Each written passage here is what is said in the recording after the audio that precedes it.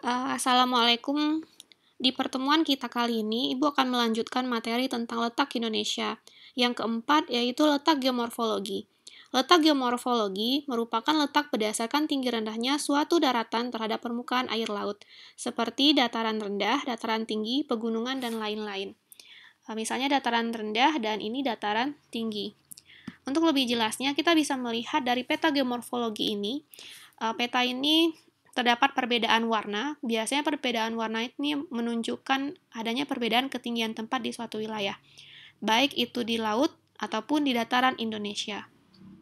Letak geomorfologi memberikan pengaruh sebagai berikut. Yang pertama, suhu yang berbeda-beda berpengaruh terhadap jenis tanaman. Misalnya di wilayah dataran rendah, suhunya tinggi, biasanya tanaman yang bisa hidup di sana itu adalah contohnya kelapa. Sementara di wilayah dataran tinggi yang suhunya rendah, biasanya tanaman yang bisa hidup di sana, contohnya teh, kopi, dan juga sayur-sayuran.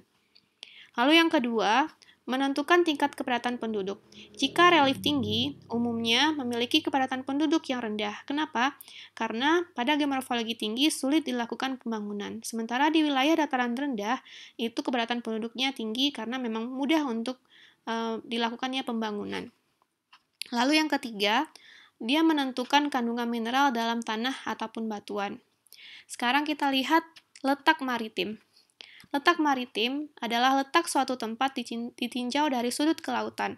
Letak maritim atau letak kelautan Indonesia sangat baik karena wilayahnya berbentuk kepulauan, dikelilingi oleh 3 lautan besar, yaitu sebelah utara, Indonesia berbatasan dengan Laut Cina Selatan. Sebelah selatan, Indonesia berbatasan dengan Samudra Hindia, dan di sebelah timur, Indonesia berbatasan dengan Samudra Pasifik.